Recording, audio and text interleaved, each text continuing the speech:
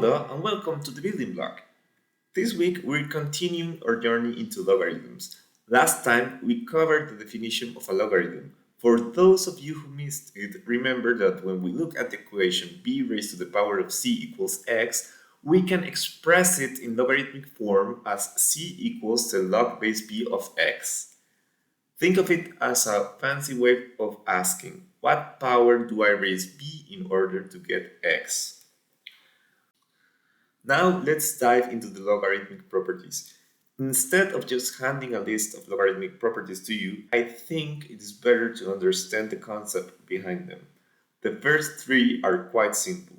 The first property is log base b of 1 equals 0. Converting this to exponential form, we see that any non-zero number raised to the power of 0 equals 1. The second property is log base b of b equals 1. In exponential form, that means that b raised to the power of 1 equals b. Quite simple, right? The third property states log base b of b raised to the power of y equals y. In exponential form, this is b raised to the power of y equals b raised to the power of y. It is all about colors, right?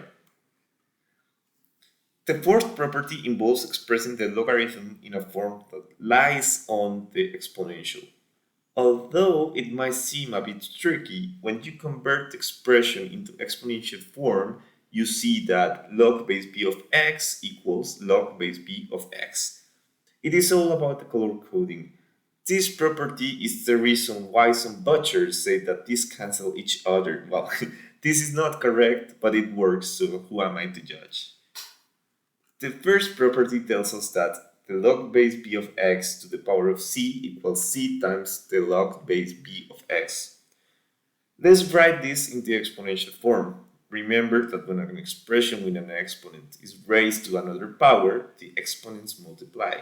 For example, 2 raised to the power of 3 raised to the power of 2 equals to 2 raised to the power of 3 times 2.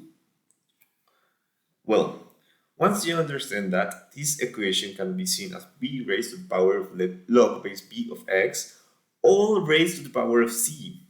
Then, by applying the cancellation property from earlier, this proof follows. For the sixth property, we need to remember that when multiplying numbers with the same base, their exponents are added. For example, 2 raised to the power of 3 multiplied by 2 raised to the power of 2 equals 2 raised to the power of 3 plus 2.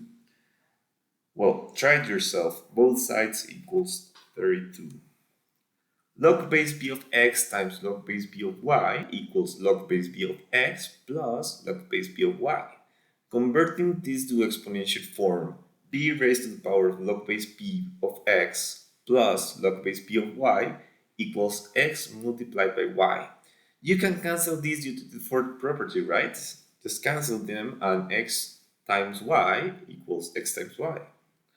For the seventh property, we have that the logarithm base b of x divided by y is equal to the log base b of x minus log base b of y. As always, let's begin by converting this into the exponential form. B raised to the power of this expression equals x divided by y. Now, remember from the fifth property that when a term is being multiplied in front of a logarithm, like a negative 1, it can be moved inside as an exponent. So, log base b of y multiplied by negative 1 becomes log base b of y raised to the power of negative 1. Then, by using the fourth property, we know that x multiplied by y raised to the power of negative 1 equals x divided by y. Finally, the last property is the change of base formula. It states that log base b of x equals log base a of x divided by log base a of b.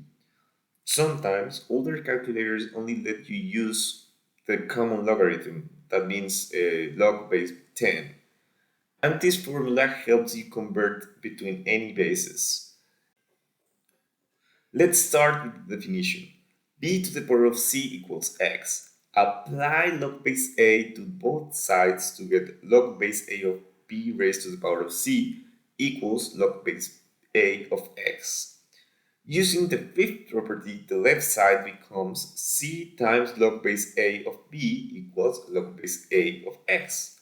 Well, solving for c, we have that c equals the log base a of x divided by log base a of b. But what is c? Well, c is not other than the log base b of x. Well, when we change that, the formula is proved.